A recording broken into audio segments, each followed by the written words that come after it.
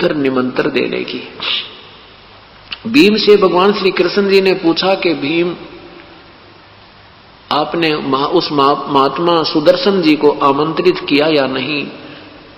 भीम ने कहा, प्रभु आमंत्रित तो किया था, पर वो तो कुबोल आदमी है। श्री कृष्ण जी ने कहा, कुबोल कैसे लगा तुझे? कि परमात्मा, मैंने उनसे कहा था, हे ऋषि जी, मैं युधिष्ठिर राजा का भाई हूं और हम एक यज्ञ कर रहे हैं भगवान श्री कृष्ण के आदेश तक, और आपको हम निमंत्रण करने के लिए मुझे भेजा है। हे ऋषि परवर, अवश्य आने की कृपा कीजिए। तो क्या कहा उसने? कहने लगा, भीम, तुम्हारे अन्न को खाकर नरक में नहीं जाना मैंने। तुमने तो ऐसा जुल्म किया है कि शायद पृथ्वी पर कोई कर सकेगा।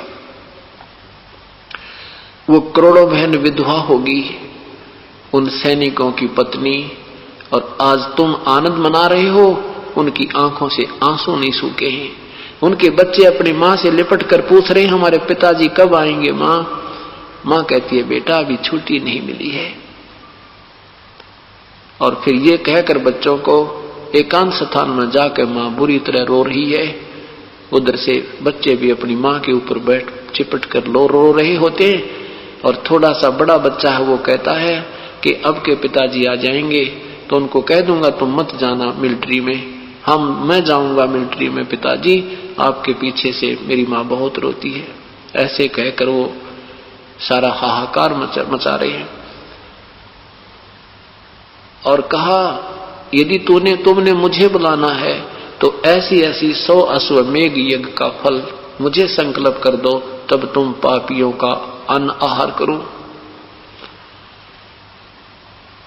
अब श्री कृष्ण जी ने कहा, तूने क्या कहा? भीम कहने लगा कि मैंने आपकी और भैया की शर्म थी, नहीं तो उसको बोल आदमी को मैं कूट कराता, उसने मेरी ऐसी बेइज्जती की है। श्री कृष्ण जी ने कहा कि नादान, संत के प्रति ऐसी बातें करना भी तुझ पाप का भागी होगा। संत किसी के अहित में नहीं होते, और संत जितना भी कड़वा होता उतना ही आपके हित में होता है। उस संत ने जो कहा वो बिल्कुल सच कहा है, और चल उसे क्षमा याचना कर। अब मरता क्या नहीं करता, संसार में बेइज्जती हो रही है, शंख बज नहीं रहा, दुनिया कह रही है कि इनके पाप घने हैं, हम क्या करें। वो मंडलेश्वर वहां बैठे कहते हम क्या करें, इन्होंने पाप ही जुल्म ही बहुत किए, नहीं तो शंख बज नहीं जाना था। श्री कृष्ण जी ने भी तो भोजन खा लिया, इससे क्यों नहीं बजा। अब अपने पाले से गेंद फेंकने के लिए कुछ न कुछ तो अटकलबाजी हर इंसान लगाता है। श्री कृष्ण जी ने कहा कि चलो तुम पांचों पांडव और मेरे साथ चलो। रथ में बैठा कर प्रभु साथ लेकर चल पड़े। 1 किलोमीटर 2 किलोमीटर की दूरी पर रथ रोक दिया, वहीं छोड़ दिया।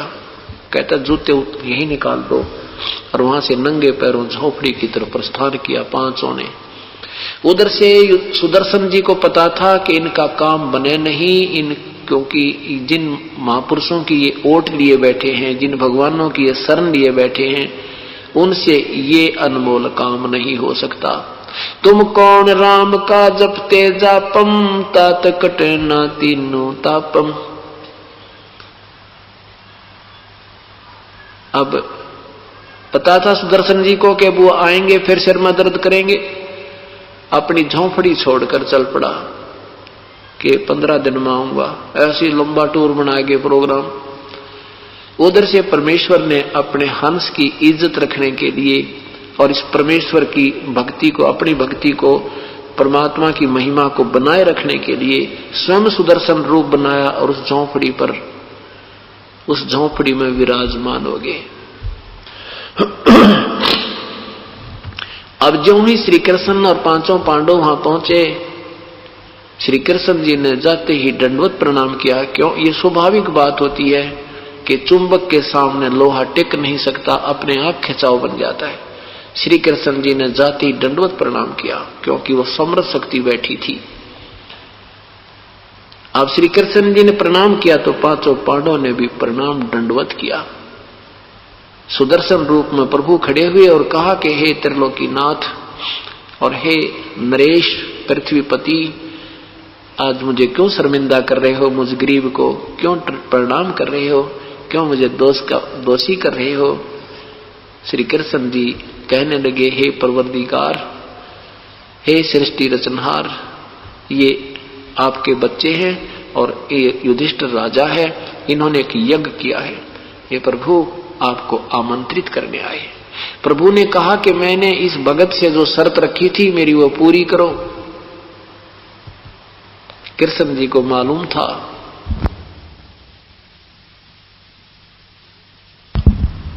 कि हे परमात्मा,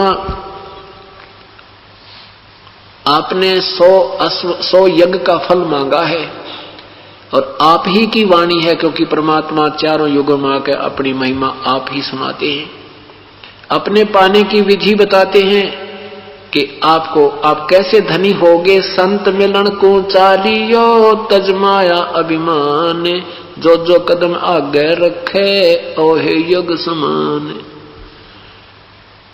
कि जो प्राणी पूर्ण संत के दर्शन के लिए, सत्संग श्रवण के लिए, मिलने के लिए और विनम्र भाव से आते हैं, अपनी पद और अपने अहम जो भी धन का अहम है, किसी प्रकार का उसको है, वो सब भूलकर ऐसे आवे जैसे कोई मरीज जाता है, भयंकर बीमारी से युक्त व्यक्ति और मेडिकल में जाता है। उस समय उसको याद नहीं रहता तो किस पोस्ट से संबंधित है, उसको याद रहता तो एक मरीज है।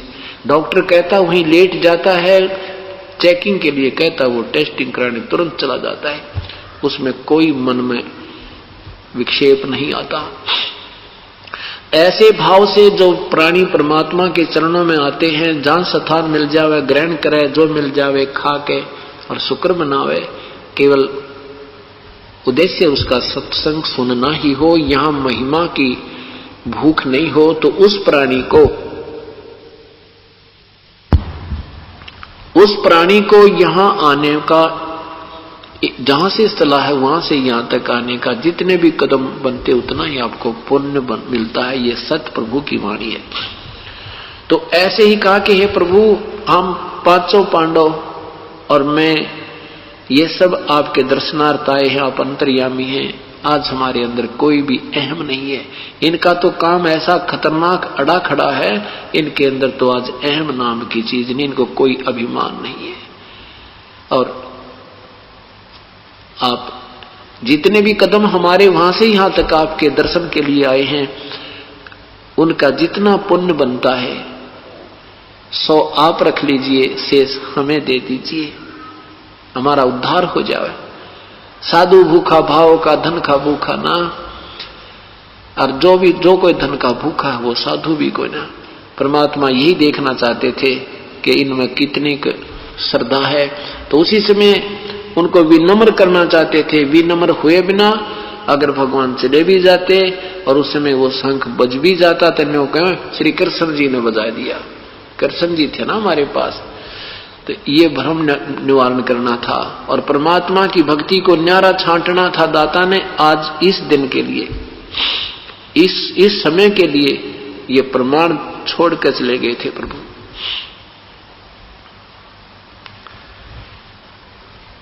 तो परमेश्वर ने कहा कि ठीक है भीम, हम चलते हैं भाई, एक काम कर मेरी ये सुमरनी दे दे। माला टांग रखी थी खूटी गए, वह नाम जाप करने की मन क्या वाली। अब भीम ऐसा बड़ी, जब वार्ता हुई थी, जब आमंत्रित करने अकेला आया था तो भगवान से कहा था, सुदर्शन से कहा था कि मैं अपने भैया से डरता हूं और अपने भगवान कृष्ण से मुझे शर्माती है, नहीं मैं ऐसा बना देता, तेरा हुलिया बिगाड़ देता, और मैं युद्ध में एक मारूं था 10 मरते थे, तो क्या समझता है मुझे, अजी डिंग पेला था। तो जब वो उतारने लगा वो माला, भीम से माला टस से मस नहीं हुई और पसीने आगे, ये अब मायूसा होकर देख रहा है कि क्या कहूं, अब क्या कहूं इसको, मेरे से माला नहीं उतरती। तो परमात्मा ने कहा क्यों भीम, तू एक का मारे था 10 मरे थे, पहलवान तार दे देना माला उतार के। वो जान गया कि बात याद सारी है, कहने लगा भगवान मेरे पर नहीं उतरती, और परमात्मा ने ऐसे किया था अपने आप उतर के माला हाथ में आएगी, क्योंकि उनको उनका सारा भ्रम निवारण करना था। जब तक इंसान निरसंशय नहीं होता, संत पर विश्वास नहीं बनता, तब तक काम नहीं बनते। और कहा और सुन ले पहलवान, एक और बात बताऊं तेरे ते, जब तू मुझे आमंत्रित करने आया सुबह सुबह, और जिस तालाब में तूने स्नान किया था वो बताऊं कौन किस क्या है वो अखां जी, कि वो कुंभकर्ण की खोपड़ी है। कुंभकर्ण का सिर का ये इतना हिस्सा है जिसमें यो इतना बड़ा तालाब भर गया, तेरे पैर भी ना टिक के तू स्नान करे था, तू अपने आप मांडी पाक रहा मैं ऐसे कर दूं वैसे। वैसे भीम बहुत शक्तिशाली थे और ये बताना चाहते हैं कि तेरे से बली तो बहुत होकर जा लिए, और ना जाना क्या क्या दुर्गति उनकी अब हो रही है। जो विधिवत साधना नहीं करते वो चाहे कितना ही बली, कितना ही पृथ्वीपति, चाहे कितना समर्थ हो जाए, उस जीव का कहीं ठिकाना नहीं। तू अब इसी शरीर में अपने आप को समर्थ मान रहा है, तेरे पैर भी ना टिके उस सिर की खोपड़ी में, इतना बली इतने तगड़े इंसान तेरे तो पैदा हो लिए। अब उनकी पूरी फड़क काट दी परमात्मा ने, उनको कति सीधा कर दिया कि भगवान हमारे से घनी गलती बन गई। चलो बैठा कर रथ में परमेश्वर को उस यज्ञ मंडप में उतारा। कैसी सतीथि थी परमात्मा की, कैसी वेशभूषा थी, लंगोटी घुटनों तक की धोती, टूटे लीतर जैसे टूटे हुए जूते होते हैं, और फटे पुराने जैसे मैले से कपड़े, दाढ़ी जैसे 2 महीने ना बनाई हो, सिर के बाल ऐसे उलझ पुलझ जैसे एक गरीब ग्रामीण होता है, ऐसी वेशभूषा में। और उन मंडलेश्वरों के पास पहुंचे जो दिन में 2-2 बार स्नान करें थे, 4-4 बार तिलक लगाए थे, और वो बैठे न्यारे न्यारे स्वच्छ आसनों पर, और जाकर देखा कि ये संत आ गया, ये संत लेने गए थे। सब अपने मुख पर ऐसे कपड़ा करके हंस रहे हैं कि ये लाए हैं संत, ये बजाएगा शंख, इनके पापों की तो गिनती नहीं है। भगवान श्री कृष्ण ने अपने हाथों आसन लगाया उस परम पिता का और कहा विराजमान हो प्रभु। परमात्मा उस पर बैठे। आप सबकी दृष्टि टिकी है कि ये आदमी है, क्या चीज है, ये संत कहां से है, इसकी कोई वेशभूषा संत जैसी नहीं लगती, ये क्या करेगा, इनके क्यों अक्ल मारी गई। भगवान श्री कृष्ण ने कहा बहन द्रौपदी, भोजन बना महापुरुष के लिए, इससे तुम्हारा काम बनेगा। अब द्रौपदी ने और अच्छा ध्यान लगाकर अपने हाथों भोजन बनाया और बहुत सुंदर नाना प्रकार के पकवान, कचौड़ी, न्यारी, पकौड़ी, हलवा, खीर अलग अलग बनाई, सब्जी, दाल, मूंग, राजमा, सब तरह के चावल चूल सब बना के और न्यारी न्यारी कटोरियों में एक थाली में सजा के परमेश्वर के सामने रखी और कहा आहार कहो, आहार करो प्रभु, हे ऋषि जी आहार करो। अब क्या किया मालिक ने, वो कटोरियां बाहर रख दी थाली में, उनमें से थोड़ी थोड़ी हर चीज आइटम ले ली और थाली में डालकर सारी गोल मथोड़ कर ली, सबको मिला लिया, खिचड़ी बना दी, कचौड़ी भी, पकौड़ी भी, दही भी, बड़े भी, खीर भी, खांड भी, दाल भी, सब्जी भी, सब कुछ ऐसे मिला दिया और जितना वो प्रतिदिन खाते थे उतना सामान रख लिया, बाकी कटोरियां में शेष छोड़ दिया। अब द्रौपदी देख रही है कि भाई इतना बढ़िया भोजन बना दिया, महापुरुष खाएगा और उंगली चाटेगा, ये घास फूस खाने वाला व्यक्ति आज ऐसा भोजन खाएगा और 20 जगह यूं कहेगा भाई भोजन बनाया द्रौपदी ने। तो बहन की एक कुदरती आदत होती, एक कुदरती स्वभाव होता है एक शिष्टाचार के नाते कि कोई अतिथि आ जावे तो उसके लिए प्रतिदिन आहार बनने से भी न्यारा एक स्वादिष्ट भोजन और अच्छा भोजन तैयार करती हैं कि कहीं ये अतिथि बाहर जाकर के यूं ना कह दे कि बहन ने अच्छा भोजन नहीं बनाना आता या ये सत्कार ठीक नहीं करना जानते। इस उद्देश्य से द्रौपदी ने 2 घंटे तक धुएं में लकड़ी से आग जला जला कर खाना बनाया और उसने उम्मीद तो क्या थी कि ये सराहना करेगा, खाता खाता भी यूं कहेगा भी कमाल कर रखा है, और जब देखा वो सारा काम बिगाड़ दिया तो द्रौपदी के मन में खोट आ गया। क्या खोट आया कि रहा शूद्र का शूद्र, इसने खाना भी ना खाना आता, इतना खोट मन में आ गया। उधर से क्या किया परमेश्वर ने, वो 5 बार 5 ग्रास करते थे। सुदर्शन जी ने एक अपना नियम बना रखा था कि अंजल के ऊपर संयम रखना है, नहीं तो गना स्वाद होता, 2 रोटी ज्यादा खा जाता, फिर अंगड़ाई टूटे, नींद आवे। नहीं, कहते प्रथम अंजल संयम राखे, योग युगत सब सतगुरु भाखे। अन्न और जल पर संयम रखे, तब ये भक्ति बनती है। ना गना भी नहीं खावे और कति ना भी नहीं खावे। गीता जी के अध्याय नंबर 6 मंत्र 16 में कहा है कि हे अर्जुन, ये योग यानी भक्ति, ये साधना न तो अधिक खाने वाले की और न ही बिल्कुल ना खाने वाले की, ना ही एकांत स्थान पर बैठकर ये आडंबर करने वाले की, और ना ही अधिक जागने वाले की, और ना ही ज्यादा सोने वाले की सफल होती है, कभी सफल नहीं होती। तो इसलिए उसने ऐसे 1 ग्रास खाया, उस शंख ने आवाज की जो अलग रखा था, आवाज दी। दूसरा ग्रास खाया, 2 बार, दूसरी बार बोला। 5 बार में वो जितना थाली में डाला था आहार संत ने खा लिया, और 5 ही बार बोलकर वो शंख बंद हो गया। युधिष्ठिर प्रसन्न हुआ कि परमात्मा मौज माच गई कि हे कृष्ण जी, आपकी दया से हमारा काम बन गया।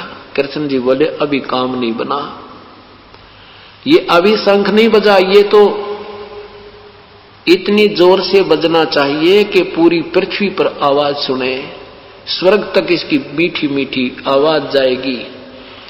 और ये तो 5 बार बजकर बोल गया है, कोई त्रुटि है अपने घर में, कि कोई अपनी ही त्रुटि है इस संत में। कभी फिर कहा युधिष्ठिर ने कि परमात्मा अब किसको बुलाओगे?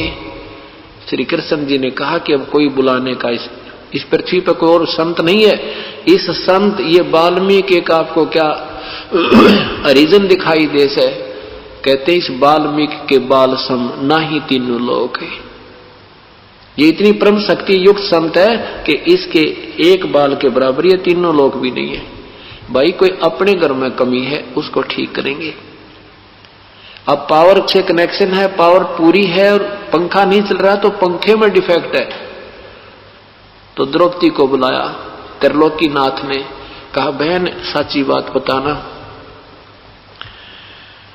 आपके मन में क्या? देख श्री कृष्ण जी भी रहे थे कि संत खा रहे हैं तो खाने दो, कैसे खाओ, हमारा फर्ज पूरा हुआ, संत के सामने रख दिया। वो मर्जी के मालिक होते हैं। अब द्रौपदी को भी देख रहा था कि उसके माथे में त्योड़ी पड़ने लग रही है। पूछा कि द्रौपदी सच्ची बताना, आपके मन में क्या आया जब संत ने भोजन पाया?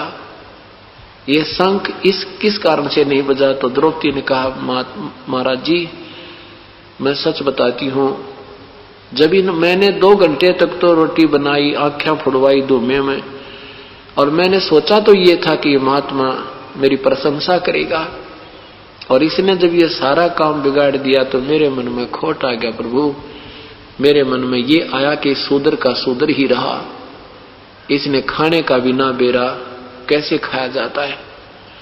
तो भगवान श्री कृष्ण ने कहा द्रौपदी तूने महापाप कमा लिया, संत के प्रति ऐसी दुर्भावना लाना एक महापाप और तैयार कर लिया। शंख तो बजना दूर रहा। देखो आपने संत को बुलाया है, 2 रोटी अपने घर सभी खाकर सोते हैं, और तूने ये हलवा खीर बना के क्या मोल ले लिया इस परम संत को? नादान, आप इसके चरण धोकर पी ले द्रौपदी, नहीं तो तुम्हारा शंख तो बजाई नहीं, तो पाप की बागन और एक्स्ट्रा होगी। अब मरता के नहीं करता, चरण लाई प्रात उठा के और परमात्मा के पैर उसमें धोए अपने हाथों द्रौपदी ने, और डाल के उस पानी को कटोरे में, और आधा जब पी लिया, जब श्री कृष्ण जी ने कहा बहन मुझे भी दे दे थोड़ा सा, तो आधा द्रौपदी ने और आधा श्री कृष्ण ने वो धूल भरे चरणों का जल उन दोनों ने पिया। तब वो शंख बजा, इतना जोर का शंख बजा के कण कण में आवाज हुई और पृथ्वी के ऊपर जितने भी वृक्ष थे फलदार फूलदार वो सब फल फूल गए और जो फलदार वृक्ष भी जो है ना फलों से लदपथ हो गए। स्वर्ग तक कोई वृक्ष, पर्वतों के वृक्ष भी हरे भरे हो गए सब जगह, चाहे वो कहीं रेगिस्तान में भी क्यों नहीं थे। और इतनी सदा एक बहार सी आ गई, तब उन पांडवों की यज्ञ संपूर्ण हुई। बोलो सतगुरुदेव की जय। अब देखिए पुण्यात्माओं, ये 3 ताप का अंतर्गत पाप था, 3 ताप के अंतर्गत कष्ट था। ये प्रेत आत्माओं का दबाव था और वो भी श्री कृष्ण और अन्य ऋषियों से नहीं हट पाया। ये पाप नहीं कटे उनके, ये तो श्री कृष्ण का जो, ये तो यहाँ के संत और भगवान एक लेवल के हैं, ये सत्कर मानना। अब इन्होंने ये क्या कराते हैं कि पाप, उस जो कर्म में तो फर्क पड़ता नहीं, ये पुण्य और करवा देते हैं बहाने बनाकर कि इससे इनके और आगे चलेंगे तो कुछ राहत मिल जाएगी, ये तो रहना न्यू का न्यू। उधर से परमात्मा, वो भी काम पूर्ण परमात्मा से हुआ, जो उनके ऊपर प्रेत आत्माओं का दबाव था वो भी तब हटा जब परमात्मा ने स्वयं आकर कृपा बख्शी, आहार किया। उनकी यज्ञ भी संपूर्ण पूर्ण परमात्मा से ही हो पाई। पाप नहीं कटे उनके, पाप फिर न्यो के न्यो रह गए। जबकि श्री कृष्ण जी कह रहे थे तुम्हारे पाप कट जाएंगे, समाप्त हो जाएंगे, अपराध नहीं रहेंगे, तुम्हें कोई दुख नहीं रहेगा। अब क्या होता है, गीता जी अध्याय नंबर 7 के मंत्र नंबर 18 में कहा है कि अर्जुन, ये ज्ञानी आत्मा है तो बहुत अच्छी और ये समर्पण भी किया है इन्होंने, लेकिन ये मेरे वाली ही इस घटिया साधना में आश्रित रही। अपनी साधना को भी घटिया क्यों बताया परमात्मा ने? क्योंकि दुर्वासा जैसी तोब इन्होंने ओम नाम के जाप से हजारों वर्षों तक साधना की, जप किए, तप किए, परमात्मा मिला नहीं, ये एटम बम बन गए।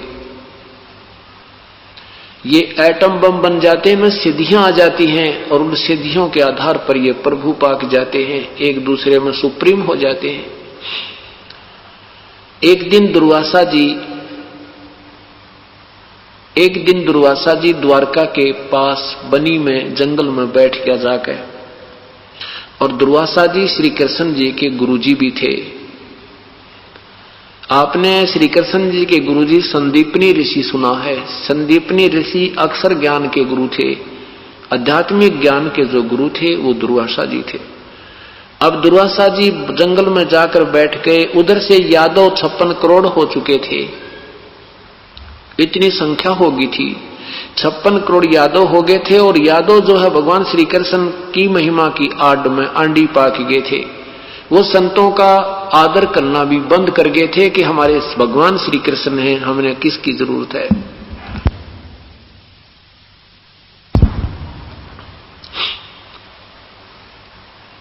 अब पूरी नगरी में, द्वारका नगरी में ये चर्चा होगी कि एक महापुरुष दुर्वासा जी आए हैं और वो ऐसे महापुरुष हैं, वो ऐसे सिद्धि युक्त हैं, भूत भविष्य की जानते हैं, वर्तमान भूत भविष्य तीनों कालों के ज्ञाता हैं। तो वहां द्वारका के व्यक्तियों में अभिमान हो ही रहा था। तो उन्होंने सोचा, कुछ एक व्यक्तियों ने मिलकर सोचा, चल दुर्वासा का जाड़ा लेकर आते हैं, दुर्वासा की परीक्षा करते हैं। क्या किया कि श्री कृष्ण जी के पुत्र प्रद्युम्न को एक स्त्री रूप बनाया, आर्टिफिशियल स्त्री के बनावटी अंग और गर्भवती स्त्री का रूप बना लिया। प्रद्युम्न के पेट पर एक लोहे की छोटी सी कढ़ाई बांध दी और उसको पीछे से रस्सी से बांध दिया। ऊपर का एक लोगड़, ये रुई होती है, ये लपेट कर और ऊपर का कपड़ा बांध दिया कि जैसे हाथ उठला के भी देखे तो सख्त नजर ना आवे। और फिर उसको घूंघट करवा के और गुदरियों जैसे कपड़े पहना के और एक उसका नकली पति बना लिया एक, और ले जाकर 20-30 व्यक्ति वहां पहुंच गए दुर्वासा जी के पास। दुर्वासा जी से कहा कि हे ऋषि जी, हमने सुना है आप भूत भविष्य वर्तमान की सब जानते हो, ये इसकी पत्नी है, ये इसका पति है, इसको बहुत दिनों में गर्भ रहा है, ये उतावले हो रहे हैं कि हे भगवान हमारे लड़का हो गया लड़की, कृपा आप बताइए। अब दुर्वासा ने ध्यान से देखा कि तो बेटी के बाप कढ़ाई बांध रहे हैं, इसका ये तो आर्टिफिशियल बना रखे हैं। वो जान गए ये बकवास करने आए हैं, तो निकाल कर चमटा ढूंढने पड़ते हैं और कहने लगा बताओ इससे क्या होगा, ये यादव कुल का सर्वनाश होगा इससे। और ला नाक कर ली और चमटा उठाया, सारे भाग लिए बच्चे। अब बच्चे तो कहां थे, प्रद्युम्न को अनिरुद्ध भी हो, एक पुत्र भी प्राप्त हो चुका था, यानी बाल बच्चेदार था, फिर भी अब कुमत जीव की जाति नहीं। अब इस बात का नगरी में सरसराट हो गया, ये कहानी चर्चा का विषय बन गया कि दुर्वासा ने श्राप दे दिया। दुर्वासा का श्राप तो भाई परमाणु बम है, इसने जो कह दिया सो कह दिया। अब इस बात से लोग बड़े चिंतित हुए। इसका हल कराने के लिए श्री कृष्ण जी के पास गए।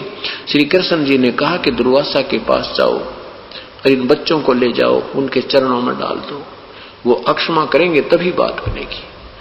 अब गांव के मुखिया लोग, समझदार से व्यक्ति उन बच्चों को सबको लेकर गए, ऋषि के सामने चरणों में प्रणाम करवाया कि अक्षमा याचना करो। सब बुजुर्गों ने भी, उन वृद्धों ने भी हाथ जोड़कर कहा ऋषि जी बच्चे थे, गलती होगी, अक्षमा कर दो। दुर्वासा ने कहा कि अब मेरा वचन वापस नहीं हो सकता, अपने बच्चों को संभाल के रखना था, दूसरी बात नहीं करी। खूब उन्होंने पच लिए, पर आगे वापस आ गए, श्री कृष्ण जी के पास आ गए। गांव में उस दिन चूल्हा नहीं चढ़ा, खाना भी नहीं बना के, तो बात बिगड़ गई। श्री कृष्ण जी ने देखा ये तो बहुत परेशान हो गई, सारी नगरी ही परेशान हो गई है। तो श्री कृष्ण जी ने कहा कि सुनो मेरी बात, क्यों चिंता करते हो, किससे विनाश होएगा अपना। ये कढ़ा जो बांध रखी थी, ये कढ़ाई बांध रखी थी, और ये कपड़े पहन रखे थे, ये ऊपर गुदड़ गाभा लपेट रखा था, ये रुई बांध रखी थी, इनको जला दो और कढ़ाई को घिसा घिसा कर चूरा बना कर जमुना में फेंक दो, ना रहेगा बांस ना बजेगी बंसुरी। अब विचार करना ये कहां कथा आपको छोड़ेगी जाकर के। पुण्यात्माओं, ये केवल कथा नहीं है, एक जैसे मंडी में झार लगाते हैं ना, 3-4 झार लगा के कणक न्यारी रख देते हैं, अब ये झार लग रही है। अब सौदागर के सामने ये रख दिया जाएगा, जो भक्ति के सौदागर होंगे वो सौदा कर लेंगे। अब क्या होता है कि श्री कृष्ण जी ने सुख की सांत्वना दी थी कि ना रहेगा बांस ना रहेगी बांसुरी, बस, और सब संतुष्ट हो गए कि भगवान ने तो कमाल कर दिया, सारा बोझ उतार दिया, कहने के अब तुम्हें पाप नहीं लगेगा। अब क्या किया सबने, वो ड्यूटी लगा दी 10-10, 20-20 आदमियों की रोजाना के, पत्थर पर घसा घसा कर उसका थोड़ी सी दूरी पर जाकर जमुना के ऊपर वो डाल दिया, उसमें चूरा करके डाल दिया। एक जो कड़ा होता है, कढ़ाई का साइड का पकड़ने का हैंडल होते हैं गोल गोल से, वो एक मेरे जैसे आलसी को दे दिया कि वे तेरी ड्यूटी है, इसने 1 दिन में घिसा चाहे 100 दिन में घिसा। अब वो बेचारा लगा रहा, उसने देखा बाकी तो सब कर करा गए काम, तेरा यू कड़ा गनाए रह गया, अब कैसे यहां रखेगा, आंख सी बचा के उसने कड़ा भी न्यू का न्यू फेंक दिया, शेष बचा हुआ कुछ घिसा दिया, वो चमकीला सा हो गया था। उस चमकीले को कोई खाद्य पदार्थ समझ के एक मछली ने खा लिया।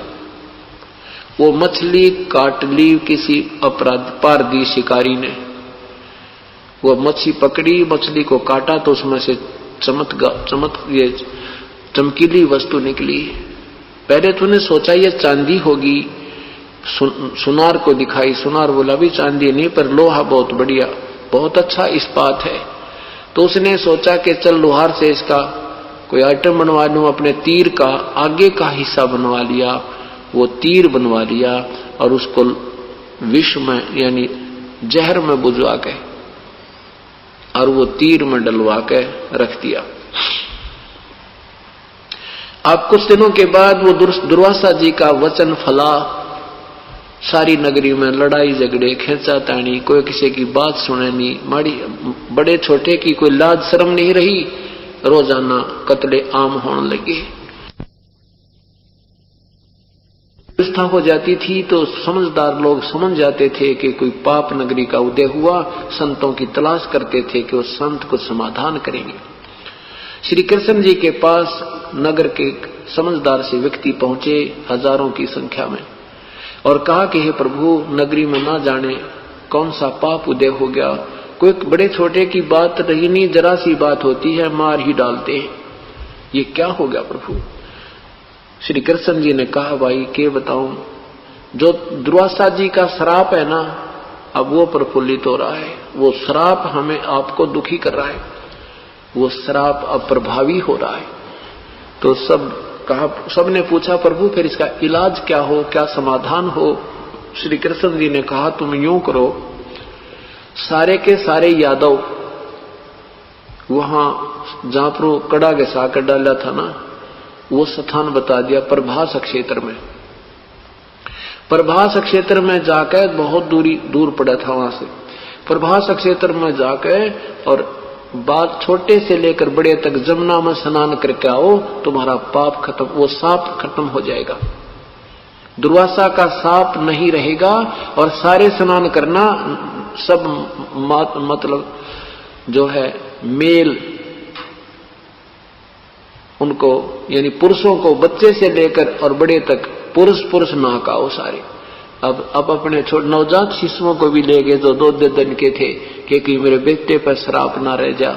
एक श्री कृष्ण जी के आदेश से सारे यादव यानी मेल पुरुष नर वो सारे ले गए और वहां पहुंच गए जहां पर वो कड़ा घिसाकर वो चूरा डाला था लोहे का। उससे क्या हुआ कि एक तीखे पत्तों का घास उग गया उस कड़े के उस कणों से। अब यह अनहोनी काल भी तो कसूती चीज है। अब वो तीखे पत्तों का जैसे ईख होता है, ईख जैसे से भी तेज जैसे कुसा होती है या डाब जिसे बोलते हैं, उस कुसा जैसे पत्तों का, मोटे मोटे पत्तों का लंबा लंबा घास उग गया। अब वहां मनमुटाव गांव नगरी में चल ही रहा था। पांडवों को उनका यादों का रास्ते में भी गुरतुर होती जावे थी। वहां जाकर के स्नान करें और बाहर आवे, आते ही गुट्टम गुट्टा हो जावे। स्नान तो पहले करें कि साप ना रह जावे, और उस शराब स्नान करके बाहर आवे, आपस में मुक्का वो घास को उखाड़ कर ऐसे मार दें, एक दूसरे के गर्दन से लपेटा आ जावे, ऐसे खींच दें तलवार की तरह कट के दूर हो जावे। 56 करोड़ यादव आपस में लड़के मर गए उस जमुना के उस घाट पर जहां श्री कृष्ण जी ने कहा था तुम साप मुक्त हो जाओगे। वहां साप तो नहीं मुक्त हुए, लेकिन यादव साप हो गए।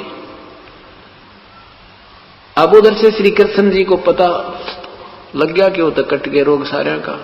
अब स्वयं भी श्री कृष्ण जी द्वारका त्याग कर वहां पहुंच गए। एक वृक्ष के नीचे बैठ के 2 पैर ने जाकर लेट गए और पैर के ऊपर पैर ऐसे रख लिया, एक घुटने पर दूसरा पैर रख लिया, पंजा सामने हो जाता है। पंजा जिसमें था उसमें पद्म था, एक पैर में भगवान के में पद्म था। पद्म ऐसा होता है जैसे खाल के अंदर कोई लाल डाल रखा हो, उसमें इतनी चमक होती है जैसे 100 के वाट के बल्ब में होती है, और दिन में वो चमक दिखाई देती है, उसकी रोशनी नहीं दिखती।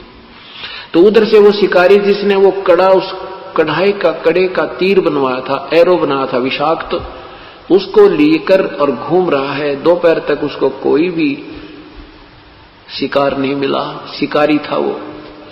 उसने सोचा चल इस वृक्ष के नीचे विश्राम कर लेता हूं, गहन पत्तों की छाया है, बाद में देखूंगा, दोपहर का समय हो गया है। जो ही वो वृक्ष के निकट आया तो वृक्ष की झुरमट या नीचे तक टहनियां टिकी हुई थी। उन झुरमटों में देखा कि एक चमक आ रही है किसी वस्तु की। पारधी शिकारी ने सोचा कि ये शायद मृग बैठा है और मृग की आंख चमक रही है। अरे या तो बनगी बात, शिकार पा गया, अगर मैं इधर से जाऊंगा तो ये भाग ना जावे। उसने मृग जानकर और झुरमटों के अंदर से, टहनियों के अंदर से तीर छोड़ दिया। श्री कृष्ण जी के पैर में वो तीर लग गया, उस पद्म वाले पैर में। श्री कृष्ण जी ने कहा, हाय मर गया, हाय मर गया, हाय मर गया। पारदी शिकारी ने सोचा ये तो कोई मनुष्य मर गया रे, ये तो मनुष्य को जा लगा तेरा तीर, ये तो और वैसे विषाक्त है। जाकर देखा तो द्वारकाधीश मुकुटधारी भगवान वो राजा और तड़फ रहे हैं, बुरा हाल हो रहा है। तो पैर पकड़ वो रोने लग गया, कहने लगा, हे राजन मेरे से धोखा हो गया प्रभु, मुझे मालूम नहीं था आप हो। मैंने तो ये आपके पैर में चमक की भी कोई वस्तु है, ये मर्ग की आंख जानकर और ऐसे धोखे में तीर मार दिया, मुझे क्षमा कर दो। श्री कृष्ण ने कहा कि शिकारी तेरा और मेरा ये कोई पिछला हिसाब था, वो आज आपा बराबर हो गए। अपना ये टिट फॉर टैट मैं दे चुका, तो चिंता ना करे, तेरा दोष नहीं मानता मैं। शिकारी कहता है, भगवान आप राजा में एक रंग, आपका मेरा कभी मिलन भी ना हुआ, ये परमात्मा आपका मेरा क्या हिसाब था। तब श्री कृष्ण जी ने कहा कि पूर्व जन्म में तू बाली था, सुग्रीव का भाई, और मैं श्री रामचंद्र था। उसमें मैंने भी तुझे वृक्ष की ओट लेकर तेरा वध किया था भाई। आज तूने अपना वो बदला ले लिया।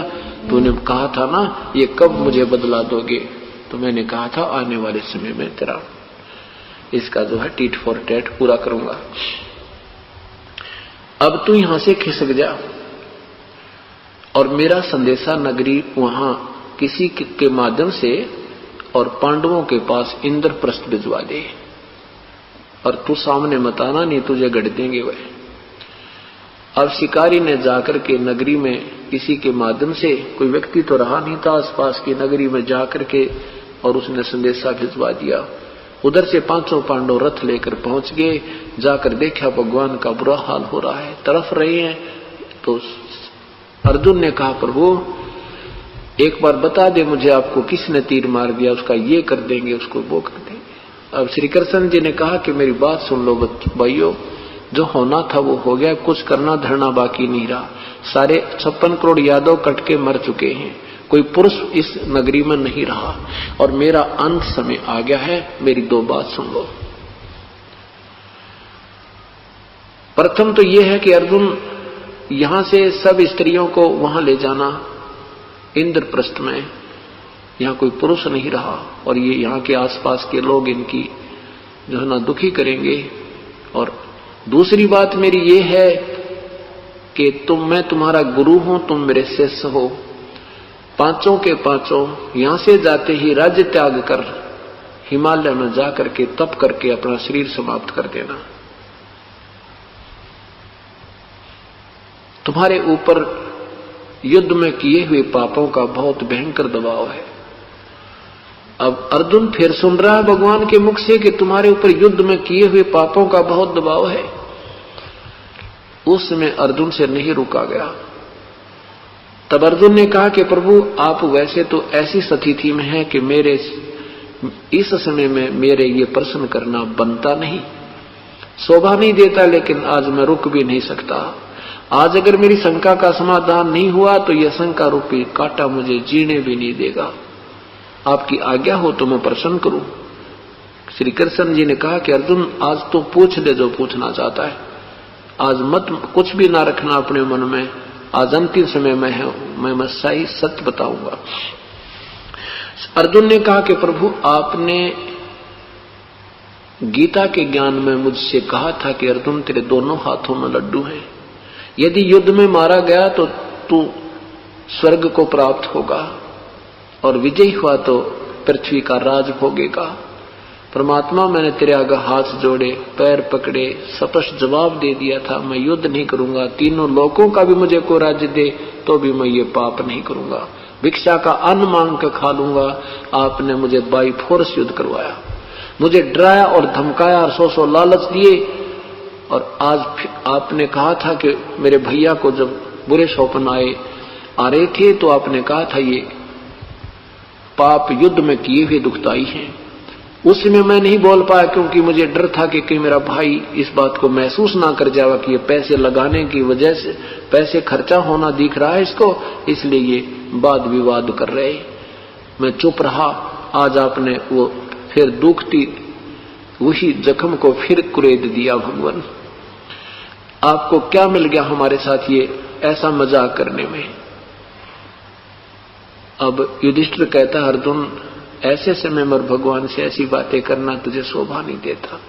अंतिम सैया पर ये श्वास ले रहे हैं और आप ऐसी ऐसी कटी जली बातें कर रहे हो, ये शोभा नहीं देता। श्री कृष्ण जी ने कहा युधिष्ठिर ये ठीक कह रहा है, इसको कहने दे, इसको निकाल लेने दे अपना मन का मैल। तो अर्जुन कहा कि अर्जुन सुन, मैं तुझे क्या बताना चाहता हूं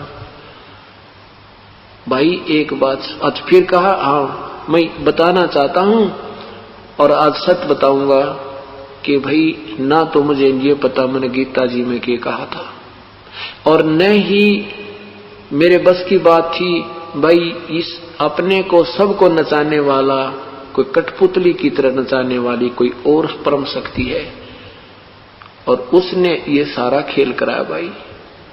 और ये मेरी एक और आपसे प्रार्थना है, मैं जो कह रहा हूं वो कर लेना, हिमालय में जाकर के ये तप जरूर कर जाना, ये मेरी बात तुम मान लेना, तुम्हारे हित में होगी।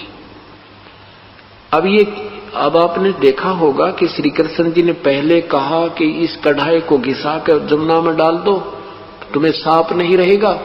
फिर जब वो आपस में लड़ने मरने को तैयार हुए तो कहा उसमें स्नान कर लो जमुना में, तुम्हारा सांप कट जाएगा और सारे लेके जाना। पुण्यात्माओं अभी तक ये तुक्केबाज मिले हमें, इनके पास समाधान था नहीं, पर गुरु पद पर आने के बाद कुछ अटकलबाजी ना लगाओ तो चेले टूट जाए। गंगा में स्नान करो, श्राद्ध निकाल दो, फलाना कर दो, पिंड दान कर दो, हैं ऐसे कर दो, 500 लत्ते रख दो, मंडी बना दो, खेत में एक मंदिर बना लो, तुम्हें लाभ हो जाएगा, ये जंत्र इतना जाप कर दो, इसमें इतना जाप कर दो, फिर उसे भी काम नहीं बनता है तो कहते व्रत रख लो, एक व्रत रख लिया सोमवार का, मंगलवार का भी रख लो, न्यों बढ़ाएंगे।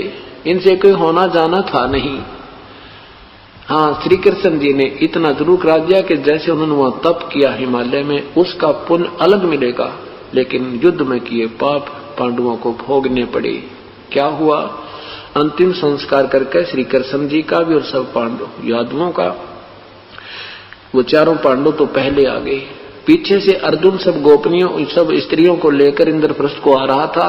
रास्ते में बीलों ने उनको अर्जुन को घेर लिया। अर्जुन से वो युद्ध वो धनुष नहीं चला जिसके आधार पर जिसके द्वारा उसने महाभारत में विजय प्राप्त की थी, वो गांडीव धनुष भी उसके पास था और वही अर्जुन था। उन भीलों ने वहां के जंगली लोगों ने उसको पीटा, अर्जुन पर हथियार नहीं उठा, वो युद्ध वो तीर नहीं चला और गोपनियों को लूट ले गए, उनके हार तोड़ ले गए, कुछ एक औरतों को भी ले गए और अर्जुन खड़ा खड़ा देख रहा है। अब अर्जुन कहता है कि सचमुच ये कृष्ण बहुत छलिया था, इसने हमारे साथ धोखा ही धोखा किया। जब मुझसे युद्ध करवाना था तब तो उसने मुझे इतनी शक्ति दे दी कि एक तीर मारूं था एक लाइन में 10 मर जाया करते थे, और आज वही हथियार और वही अर्जुन, हे भगवान मेरा हाथ भी नहीं उठ रहा और मैं खड़ा खड़ा पिट रहा हूं। ये बहुत छलबाज व्यक्ति था। यहां परमात्मा कहते हैं कबीर साहब के ना तो श्री कृष्ण छलिया थे, तुम मूल को नहीं जानते। इस सब की जड़ ये काल ज्योत निरंजन है, इसी ने शक्ति प्रदान की थी और कृष्ण जी हर की तो सुखी महिमा बन रही थी और ये जीव दाब जाते थे। हाँ और इनसे होना जाना कुछ था नहीं। अब वो बदनामी के कारण और बन गए, लेकिन वो करने वाला ये काल ही था। उसके बाद क्या हुआ कि जाते ही 500 पांडव इंद्रप्रस्थ को त्याग गए, राजा परीक्षित को अपने पोते को राज्य दे दिया, अभिमन्यु के पुत्र को। हिमालय में जाकर के सारा शरीर शरीर समाप्त हो गए, गल गया उनका शरीर, वहां पर वो मर गए। युधिष्ठिर का केवल पंजा पंजा गला था, वो उसी शरीर में अपने ऊपर चला गया। ऊपर जाकर के क्या हुआ कि ये 500 पांडव जो थे, युधिष्ठिर जो था ये धर्मराज का बेटा था, अर्जुन था ये इंद्र का पुत्र था और भीम पवन देव का बेटा था, नकुल और सहदेव ये अश्वनी देव के पुत्र थे। ये यहाँ एक फिल्म बनाने भेजे थे काल में, ये हीरो बन के आए थे। और जैसे एक करोड़पति का बेटा रिक्शा पुलर का काम करता है, फिल्म के अंदर एक रोल कर रहा है और हम उसके तरस कर रहे हैं, देख कितना गरीब है, और हम वहां लुट रहे हैं उसकी देख के उस बनावटी फिल्म को, और वो 20 लाख की गाड़ी में अपने कारों में घूम रहा होता बॉम्बे में। वो रिक्शा पुलर नहीं था। ये एक फिल्म बनवा दी काल ने, हम इनकी महिमा गा गा के पागल हो गए और ये वहां ऊपर नरक में ठोक दिए गए। ये वहां से हीरो बनाकर भेजे थे, फिर भी यहाँ पर कहते पृथ्वी ऊपर पग जो धारे और करोड़ जीव एक दिन में मारे। या नियम है इस यहाँ के भगवान का, जैसे कर्म करेगा दोनों भोगने पड़ेंगे। पुण्य अलग अकाउंट है, पाप का अलग अकाउंट है, इसमें कोई चेंज नहीं होता जब तक पूर्ण परमात्मा की शरण और ये सतनाम हमें नहीं मिलेगा। उधर से चारों पांडव और सब कुंती कांति सब नरक में ठोक दी। युधिष्ठिर जी को अपना धर्मराज ले गया, वहां जाकर स्वर्ग में घूम कर देखा मेरे भाई कहाँ हैं। उसको बताया गया तेरे भाई नरक में पड़े, उन्हें पाप गणे करे थे युद्ध में। युधिष्ठिर जी ने कहा मैं दर्शन करूंगा। वहां जाकर देखा हाहाकार मच रही है, सब रो रहे हैं, हमें बचा ले भैया, बचा ले भैया। तब युधिष्ठिर जी ने कहा कि इन मेरे भाइयों को निकाल दो नरक से। धर्मराज ने कहा कि बेटा ये तेरे भाई नहीं है, तू मेरा बेटा है, ये अन्य देवताओं के पुत्र हैं, इन्हें ज्यादा जुल्म कर दिए, ये पाप के भागी हैं, इसमें कोई फेरबदल नहीं हो सकता। ये तेरे भाई नहीं है, लेकिन फिर भी काफी सैकड़ों वर्ष इकट्ठे रहने से ममता बन गई, ये भी काल का जाल है। युधिष्ठिर ने हट कर दिया कि या तो मुझे नरक में डाल दो, नहीं तो इनको बाहर निकाल दो। धर्मराज ने कहा बेटा जिद ना करे, तू क्यों अपनी कमाई बिगाड़े। युधिष्ठिर कहने लगा नहीं, इन्होंने मेरे लिए वहां ना जाने क्या क्या किया है, क्या मैं इनके लिए ऐसा नहीं कर सकता। युधिष्ठिर ने धर्मराज ने कहा कि तू अपने पुण्य संकल्प कर दे बेटा, तब ये बाहर आ सकते हैं। युधिष्ठिर ने अपने पुण्य संकल्प कर दिए। उस युधिष्ठिर के पुण्य देने से पांचों पांडव कुंती द्रौपदी बाहर निकाल दी। और जब तक इस युधिष्ठिर के दिए हुए पुण्य उनके साथ रहेंगे तब तक वो स्वर्ग रहेंगे। वो पुण्य क्षीण होते फिर नरक में ठोके जाएंगे, युद्ध के पाप उन्हें भोगने पड़ेंगे। उसके बाद क्या होता है कि अर्जुन को तो पवन, अर्जुन को इंद्र ले गया अपने बेटे को, भीम को ले गया पवन देव, अश्वनी देवता अपने पुत्रों नकुल और सहदेव को ले गया, युधिष्ठिर रह गया अपने पिताजी के पास।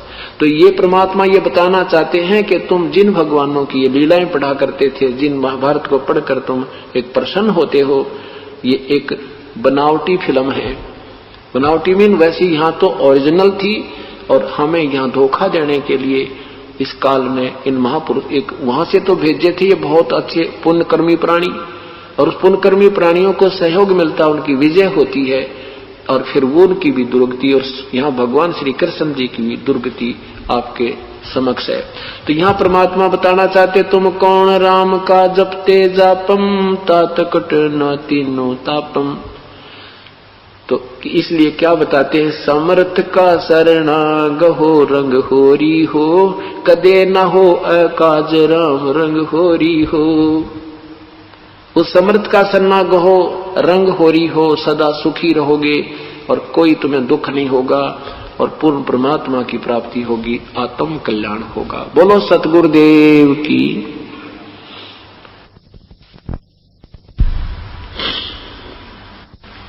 राम नाम रटते रहो जब तक घट में प्राणी, कबहू तो दीन दयाल के बिनक पड़ेगी कान।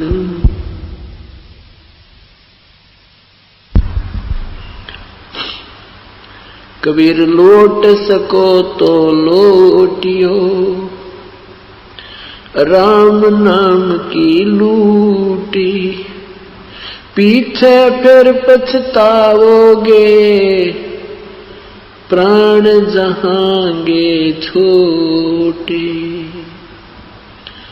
नहीं भरोसा देही का, विनस जावे छिन माही, श्वास उश्वास में नाम जपो, और यतन कछु नहीं। श्वास उश्वास में नाम जपो, व्यर्था श्वास मत खो, ना जाने इस श्वास को आवण हो कि न हो। वो पृथ्वी पति चकवे गए, जिनके चक्र चलन थे, रावण सरीखे कौन गिने, ऐसे गए अनंत।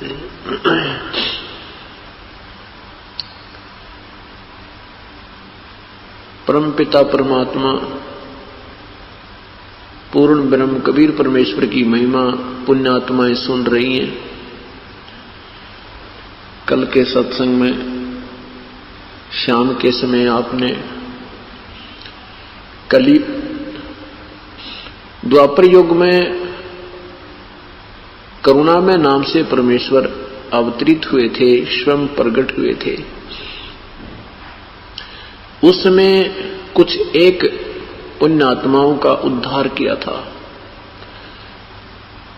जिनमें से मुख्य 2-3 के विषय में आपको कल बताया।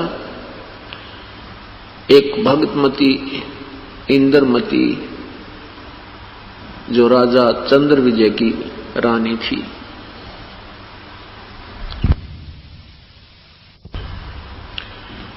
और साथ में उनके पति चंद्र विजय को भी परमेश्वर ने मुक्त किया। भक्त सुदर्शन जी के ऊपर मेहर की, परंतु सुदर्शन जी के माता पिता अपनी रूढ़िवादिता पर अडिग रहे। उन्होंने परमेश्वर के वचनों को नहीं माना, जिसमें सुदर्शन जी सतलोक गमन करने लगे। परमेश्वर ने पूछा, हे प्यारी आत्मा, अब तेरा सतलोक जाने का समय आ गया। तेरी इच्छा है किसी यहाँ के संसार के किसी बहन में, भाई में, माँ में, पिता में, कोई संसार की कोई संपत्ति में, तो बेटा मुझे बता दे।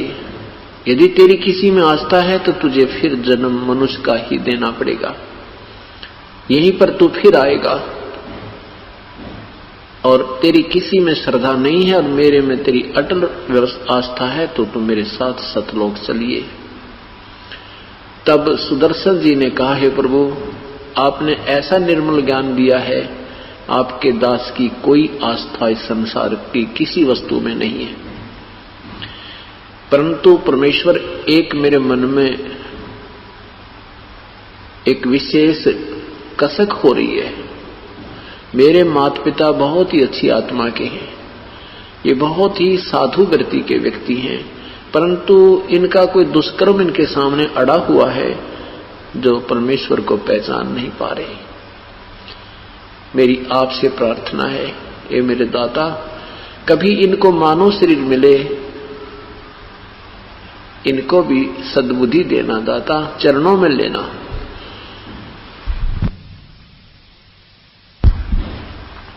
अब देखो काल ने कितनी जबरदस्त हथकड़ियां लगा रखी हैं जो हमें दिखाई ना देती।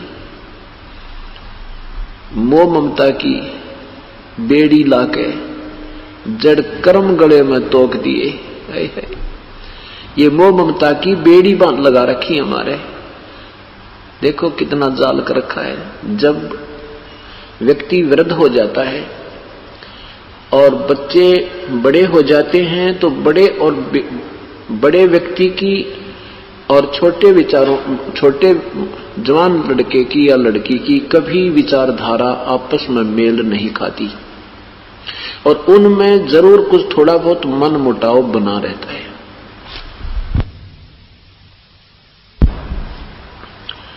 जिस कारण से वो माता पिता बच्चों से तो दुखी होने लग जाते हैं, यानी उनकी बातों से कुछ थोड़ा बहुत परेशान रहने लग जाते हैं, परंतु पोता और पोती में बहुत ज्यादा प्यार बढ़ता चला जाता है। ये भी एक काल का एक विशेष जाल है। ये नहीं समझना कि अपने पोते पोतियों से प्यार नहीं करना या उनसे हमने उनको पालना पोसना नहीं है, नहीं। अब हमें समझ में आ गई कि ये भी परमेश्वर के भेजे हुए बच्चे हैं, ये हमारे घर में आ गए हैं, हमें उपदेश मिल गया है, तो इन आत्माओं को भी राम नाम के रंग में रंग दें। और ये सोच करके ये अपने नहीं हैं, ये हम तो इनके नौकर हैं। परमात्मा ने हमें ड्यूटी लगाई है और ये मालिक के बच्चे हैं, हम तो इनकी आया हैं। इस दृष्टिकोण से उनसे प्यार भी करना है, उनको खिलाना भी है, उनको सत भक्ति रंग में रंग देना है, ये करना है। अगर हम भक्ति मार्ग पर नहीं होते तो फिर पोता पोतियों में बच्चों से भी ज्यादा, अपने पुत्र पुत्री से भी ज्यादा ममता बन जाती है, स्वाभाविक है। क्योंकि काल ने तो यहीं फंसा के रखना है। अंतिम समय में जिसमें भी आस्था रह जाती है, यहाँ संसार की किसी भी वस्तु में आस्था रह जाएगी, आपको पुनर् यहीं आना होगा। चाहे पशु बनकर आओ, चाहे पक्षी बनकर आओ, चाहे उनके कुत्ता बनकर रखवाला करो गली में बैठ के। तो परमात्मा ये तत्व ज्ञान के आधार से हमें समझाना चाहते हैं कि कोट जन्म तरम ब्रह्मत हो गए, कुछ ना हाथ लगा रे, तो कुकर सुकर खरबा बोरे कौवा हंस बगारे। अब इन बातों को याद रखेंगे तब हम यहां से चलेंगे आगे को।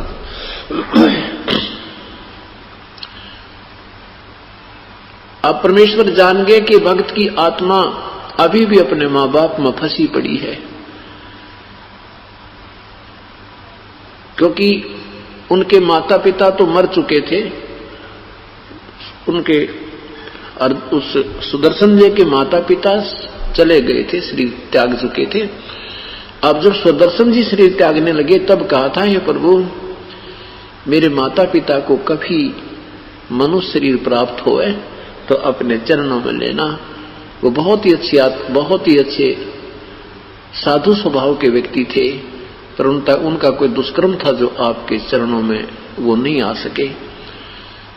परमेश्वर ने सोचा कि ये नादान अब भी उनमें आत्मा फंसाए पड़ा है, तो उन्हें कहा बेटा तू चिंता मत करे, तेरे मां बाप को मैं पार करूंगा। अब परमेश्वर के मुख से ये वचन सुनकर सुदर्शन जी निश्चिंत हो गए। मालिक को पता था कि अब भी इसमें एक बेड़ी और भी बाकी है काल की।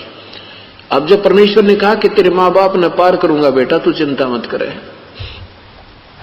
तब काल का जाल ढीला हो गया और सुदर्शन जी की परमात्मा ने मुक्ति की।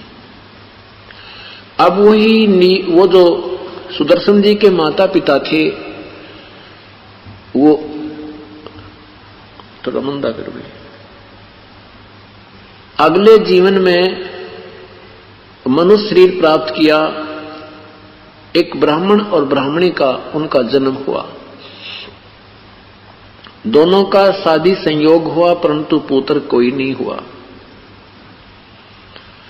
परमात्मा 3-4 वर्ष की उम्र का रूप धारण करके उनके द्वार के सामने सुबह सुबह लेटे हुए मिले कबीर परमेश्वर। अब उन्होंने बच्चे को उठाया, प्यार दिया, स्नान कराया और फिर नगरी के अंदर सब जगह ढंढोरा पिटवा दिया कि किसका बालक है, किसी का बच्चा हो तो ले जाओ। राजा को, वहां के कोतवाली को इतला दे दी, वहां के थाने में भी रिपोर्ट दर्ज करा दी। लेकिन 1 महीना, 2 महीना, 6 महीने कोई नहीं लेने वाला आया। तो फिर उन्होंने सरकार से कहकर उस बच्चे को अपने पास ही रख लिया। बच्चे को प्यार देने लगे, पुत्रवत उनमें उनका प्यार हो गया। एक दिन परमात्मा ने कहा कि तुम मुझसे नाम ले लो, मैं तुम्हारा गुरुदेव हूं। अब वो माता पिता कहने लगे तू छोटा सा बालक ऐसी बड़ी बात करता है, तू दादा बन गया हमारा। 2-4 बार परमेश्वर ने कहा कि तुम हमसे उपदेश लो, तुम यहां काल के जाल में फंसे हुए हो, मैं तुम्हारे लिए सतलोक से आया हूं। पर बालक की बातों पर कौन विश्वास करे। ऐसे ही जैसे आम व्यवहार से कह देते हैं कि तू पिछले जन्म में कोई ब्राह्मण होगा, वो मर कर पैदा हुआ है, अब वो बातें ब्राह्मणों वाली कह रहा तू। एक दिन गुस्से में आकर के ऐसा उसकी वो जो ब्राह्मणी ने ऐसे थप्पड़ लगाने के लिए प्रभु की तरफ हाथ किया था, अंतर्ध्यान हो गए।